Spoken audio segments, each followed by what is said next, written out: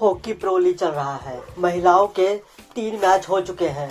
अब इन मैचों के ऊपर मैं डिटेल में बात करने वाला हूँ। बात करने से पहले मैं बता दूं कि हमारे खिलाड़ी अच्छे हैं, उनकी रिस्पेक्ट है। इस वीडियो में मैं बहुत सारी ऐसे पॉइंट पर बात करने वाला हूँ जिससे ऐसा हो सकता है कि आपको शायद अच्छा ना लगे, क्योंकि बहुत सारी कमजोरियां मैं इस वीडियो में बताने वाला हूँ। जो गलतियां हमने इस हॉकी प्रो लीग में हमने अभी तक तीनों मैचों में की हैं, अभी तक जो हम करते आ रहे हैं उसके ऊपर बात करेंगे। चाइना नीदरलैंड के खिलाफ जो हमने मैच खेले उसके ऊपर मैं बात करूंगा। उसके बाद फिर जो लास्ट नाइट ऑस्ट्रेलिया के खिलाफ हमने मैच खेला उसके ऊपर भी हम एक वीडियो लाएंगे, वो अलग सी वीडियो आएगी। पर पहले चाइना और नीदरलैंड के ऊपर जो हमने गलतियां की है ना, पॉइंट टू पॉइंट में बात करूंगा और विद प्रूफ मैं बात करूंगा। तो देखो, जो हमने चाइना के खिलाफ मैच खेला ना, वहां पर जब 12.08 सेकंड का खेल बाकी रह गया था तब गुरजीत कौर ने एक अटैक किया। और गुरजीत कौर ने जो अटैक किया वो अकेला ही था, कोई भी मतलब वहां पर बैकअप नहीं था। जो एक एंगल बनना चाहिए ना, जो खिलाड़ी डिफ्लेक्शन देने के लिए होना चाहिए था, वैसा वहां पर कोई भी मौजूद नहीं था। इसके बाद पहले क्वार्टर में जब 6.42 सेकंड का खेल बाकी रह गया था, वहां पर डिफेंस प्रॉब्लम देखने को मिला। हमारे खिलाड़ी जो हमारे डिफेंडर थे वो अपना काम करते हुए नहीं दिखे थे प्रॉपर तौर पर। वो जो प्रोटेक्शन उनकी तरफ से मिलनी चाहिए थी वो नहीं मिल पा रही थी, इससे हमको नुकसान हुआ। ये चाइना के खिलाफ मैच की मैं बात कर रहा हूँ। इसके बाद दूसरे क्वार्टर में जब 12.12 सेकंड का खेल बाकी था लगभग, तब मैन टू मैन खेल हम नहीं कर रहे थे, मतलब पास टू पास हम आगे नहीं बढ़ रहे थे। और जब हम पास कर भी रहे थे तो वो मिस पास हो रहा था, हमारे खिलाड़ी तक गेंद जा ही नहीं पा रही थी। वो बीच में चाइना खिलाड़ी उस गेंद को लेकर कंटिन्यू कर रहे थे गेम को, तो वो मिस पास हो रहा था। जो एक अंडरस्टैंडिंग होनी चाहिए हमारे खिलाड़ियों के बीच में, उसकी कमी देखने को मिली। यहाँ पर सलीमा टेटे ने पास देने की कोशिश की थी किसी दूसरे खिलाड़ी को, पर ऐसा वो हुआ नहीं। उसके बाद तीसरे क्वार्टर में जब 12.33 सेकंड का खेल बाकी रह गया था, तब संगीता कुमारी से भी यही गलती हुई। वो गेंद लेकर आगे बढ़ी, उन्होंने दूसरे खिलाड़ी को पास देने की कोशिश की, पर वो गैप ढूंढने में नाकामयाब रही।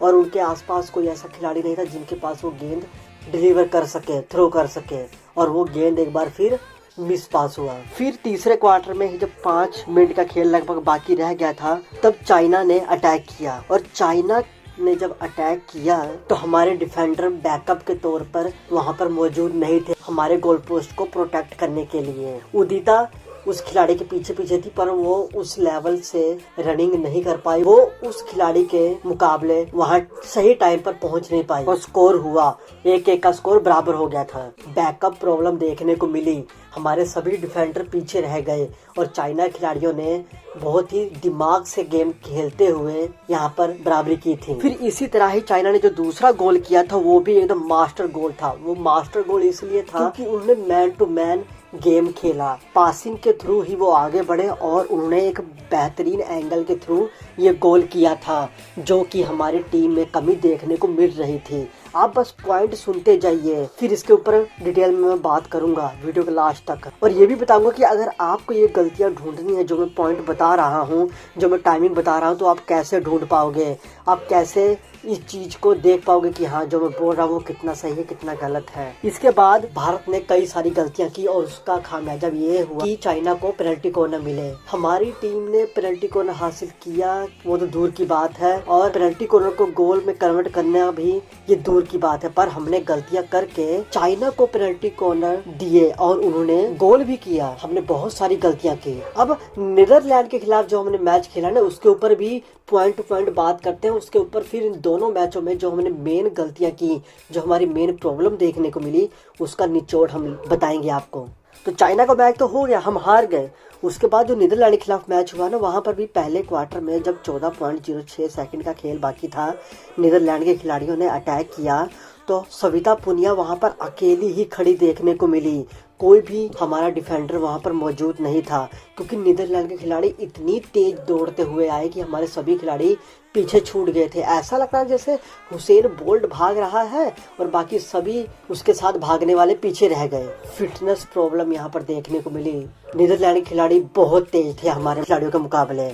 उसके बाद जब 6.38 सेकंड का खेल बाकी रह गया था तो भारत की तरफ से गोल हुआ और ये गोल नवनीत कौर ने किया और ये गोल हमने कर दिया, पर ये इतना सेटिस्फाई गोल नहीं था। क्यों? क्योंकि मैं आपको बताता हूँ कि ये गोल नवनीत कौर ने तब किया जब वो नीदरलैंड के डी के अंदर प्रवेश कर गई थी, और डी के जो लाइनिंग होती है ना, उसके करीब से एकदम बीच में से वो गोल किया गया था, एकदम सिंगल शॉट से, मैन टू मैन वो गोल नहीं हुआ। और हम पिछले आप कई मैच देख लोगे तो हमने मैन टू मैन गोल किए ही नहीं है, डायरेक्ट शॉट से ही हमने कई सारे गोल अचीव किए हैं। तो हाँ, हमने स्कोर किया, पर ये सेटिस्फाइंग गोल नहीं था, क्योंकि हमारी जो मेन प्रॉब्लम थी वो मैन टू मैन गोल को कन्वर्ट करने में ही आ रही थी। तो हाँ, कोई बात नहीं, कॉन्ग्रेचुलेशन, हमारी टीम ने कम से कम गोल किया सही। उसके बाद सेकंड क्वार्टर में जब 11.35 सेकंड का खेल रह गया था, तो मैन टू मैन जब हमको गोल करने का मौका मिला, पास टू पास आगे जब हमारे खिलाड़ी बढ़ रहे थे, वहाँ पर भी इशू देखने को मिले। कोई इंडियन खिलाड़ी वहाँ पर था ही नहीं जो बैकअप के तौर पर मौजूद हो, जो मैन टू मैन पासिंग के दौरान गेंद को कलेक्ट करने के लिए एक एंगल के तहत नीदरलैंड के डिफेंस को और नीदरलैंड के गोलकीपर परेशान कर सके, उनको दुविधा में डाल सके। इस तरह से हमने गेम प्लान किया ही नहीं, हमारे खिलाड़ियों ने उस तरह से एंगल बनाया ही नहीं था। और अगर प्लानिंग की थी तो एंगल क्यों नहीं बना? वही पासिंग की प्रॉब्लम, क्लियर पासिंग हो नहीं पा रही थी, जिसको आप फिनिशिंग भी बोल सकते हो। पासिंग में ही फिनिशिंग नहीं हो पा रही, तो गोल करने में डिफ्लेक्शन की तो आप बात छोड़ ही दो, उसमें फिनिशिंग की आप बात छोड़ ही दो, पासिंग ही क्लियर नहीं हो पा रही, बताओ। फिर सेकंड क्वार्टर में जब 10.02 सेकंड का खेल बाकी रह गया था, तो नीदरलैंड ने गोल किया। और नीदरलैंड ने ये गोल कैसे प्रोड्यूस किया? जब हमारा कोई भी डिफेंडर गोल के आसपास मौजूद था ही नहीं। सविता पुनिया, गुरजीत कौर, ये दोनों ही बस वहाँ पर थी, और दोनों ही होने से नहीं रोक पाए। कोई भी बैकअप यहाँ पर भी नहीं देखने को मिला। रीजन एक बार फिर वही कि नीदरलैंड खिलाड़ी हमारे खिलाड़ियों से काफी ज्यादा तेज थे। तीसरे क्वार्टर तक 3-1 का स्कोर हो गया था। तीसरा क्वार्टर खत्म। चौथे क्वार्टर में सुनीलिता अकेली ही नीदरलैंड के डी में फाइट करती हुई दिख रही थी। 13.07 सेकंड का टाइम जब रह गया था चौथे क्वार्टर में, तो इंडिया ने पेनल्टी कॉर्नर हासिल किया। नवनीत कौर को जिम्मेदारी दी गई कि आप ड्रैग फ्लिकिंग करो, भारत को एक और गोल अर्जित करके दो। पर जब उन्होंने वो शॉट खेला तो ऐसा लग रहा था कि जैसे बिना मन के वो शॉट खेला है, उनका मन नहीं था वो शॉट खेलने का, कि क्या हिसाब किताब है, क्योंकि गेंद का और हॉकी स्टिक का वो कनेक्शन देखने को मिला ही नहीं। गेंद एकदम स्लो मोशन में नीदरलैंड के गोलकीपर के पास जाती हुई दिख रही थी, और उन्होंने बहुत आसानी से रोका उसे। कोई भी किसी भी नीदरलैंड के डिफेंडर को और गोलकीपर को कोई भी दिक्कत नहीं हुई। तो एक बार फिर पेनल्टी कॉर्नर हम दूसरी टीम को दे रहे हैं और वो गोल कन्वर्ट कर रहे हैं। पर जब पेनल्टी कॉर्नर हमको मिल रहा है तो हम उसको गोल में कन्वर्ट नहीं कर पा रहे हैं। ये दिक्कत एक बार फिर देखने को मिली। यहाँ पर भी हम हार गए। अब इन दोनों मैचों का अगर मैं निचोड़ देखूं ना, पहले दो मैच का चाइना और नीदरलैंड के खिलाफ, तो चाइना के खिलाफ तो फिर भी हम थोड़ा बहुत ठीक थे, पर नीदरलैंड के खिलाफ हमारा जो फिटनेस इशू था वो देखने को मिला। हमारे खिलाड़ी एकदम हाफते हुए दिखे थे, बहुत ज्यादा थके हुए दिख रहे थे चौथे क्वार्टर तक आते आते। पर नीदरलैंड के खिलाड़ी फिर भी हमारे खिलाड़ियों से काफी ज्यादा बेहतर थे।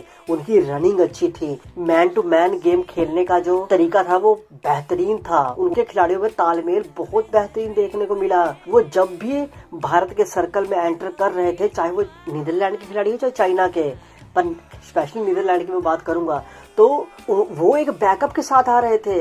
हमारे खिलाड़ी, हमारे डिफेंडर पीछे रह जाते थे, पर जब भी नीदरलैंड खिलाड़ी हमारे डी में, हमारे सर्कल में एंटर करते थे, तो विद बैकअप आते थे कि हाँ, अगर एक खिलाड़ी यहाँ से शॉट खेलेगा, सविता पुनिया को झकाने की कोशिश करेगा, तो पीछे से दूसरा खिलाड़ी रिफ्लेक्शन देकर गोल अर्जित करेगा। कोशिश यही रहती है उनकी, और ऐसा नीदरलैंड के खिलाड़ी करते आ रहे थे। ऐसा एंगल वो क्रिएट कर रहे थे, वो बैकअप के साथ आ रहे थे, और चाइना की टीम भी ऐसा कर रही थी। अभी तक चाइना की टीम हमको प्रो लीग में नहीं हरा पाई थी, पर यहाँ पर हम हारे हैं। चाइना की टीम हम पर हावी होती हुई दिख रही है, जैसे स्पेन की टीम पहले हमसे हारती थी, पर अब वो हम पर हावी होती है, चाहे महिला वर्ग की बात हो चाहे पुरुष वर्ग की।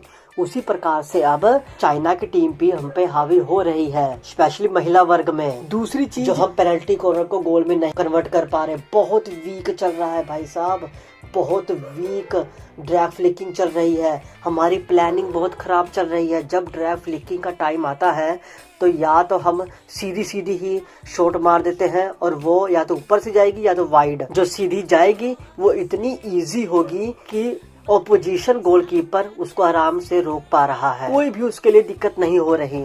और दूसरी दिक्कत ये है पेनल्टी कॉर्नर से लेकर कि हम गलतियां कर रहे हैं और दूसरी टीम को मौके दे रहे हैं और दूसरी टीम आराम से गोल कर रही है। यहाँ पर हमारा डिफेंस का प्रॉब्लम आ रहा है, हमारी गोलकीपर की तरफ से प्रॉब्लम आ रही है। कई बार आप देखोगे, आप ऑस्ट्रेलिया के, आप नीदरलैंड के खिलाफ देख लेना, आप चाइना के खिलाफ देख लेना, सविता पुनिया स्टैंडिंग पोजीशन में ही गोल पोस्ट को प्रोटेक्ट करती हुई दिखी हैं। वो अपने पैरों से ही अपने पैड का इस्तेमाल करते हुए दिखी हैं। पर नीदरलैंड की गोलकीपर भी कई बार जब क्लोज अटैक होता था, हमारे खिलाड़ी क्लोज आ जाते थे उनके, तो वो गेंद के बिल्कुल करीब जाकर लेट जाती थी, गेंद के ऊपर ही लगभग, एक तरह से मान लो कि वो ब्लॉक कर लेती थी गेंद को। उसके बाद फिर इशारा हो जाता था रेफरी की तरफ से कि हाँ भाई साहब चलो अब छोड़ दो गेंद, अब आगे बढ़ो। वो हाथ में जो उनके एक गार्ड है ना अपने गोल पोस्ट को प्रोटेक्ट करने के लिए, उसको भी वो इस्तेमाल करती थी अपने पैड के साथ साथ। पर सविता पुनिया का जो मैंने इन तीनों मैचों में देखा है, वो अटैक के वक्त, फील्ड अटैक के वक्त सिर्फ अपने पैड का इस्तेमाल कर रही थी गोल पोस्ट को बचाने में। अपने हाथों में जो उनके गार्ड है उसका इस्तेमाल वो नहीं कर रही थी। पर विपक्षी टीम के गोलकीपर अपने हाथ पैर सबका इस्तेमाल करते हुए पूरी तरह से दिखे हैं। मैं ये नहीं कहता कि सविता पुनिया गोलकीपरिंग में कोई खराबी है, वो बेस्ट है। FIH की तरफ से लगातार 3 बार वो बेस्ट गोलकीपर का अवार्ड जीत चुकी हैं। पर यहाँ पर इशू दिखे हैं, विपक्षी गोलकीपर ने बेहतर काम किया है हमारे गोलकीपर के मुकाबले, और कई जगह पर सविता पुनिया की तारीफ करनी बनती है। भले वो गोल नहीं रोक पाए, पर हमारे डिफेंडर पीछे रह जाते थे, विपक्षी टीम के खिलाड़ी आते थे और अकेले सविता पुनिया को ही वहां पर खड़ा हुआ पाते थे। पर फिर भी सविता पुनिया किसी न किसी तरीके से गोल पोस्ट को प्रोटेक्ट कर लेती थी। तो ठीक है, वो काफी ज्यादा बचाव भी कर रही हैं एक तरफ से। तीसरा जो फिटनेस का मैंने बोला, हमारे खिलाड़ी बेरंग दिखे हैं, चाइना के मुकाबले भी अगर आप देखोगे और नीदरलैंड के मुकाबले भी।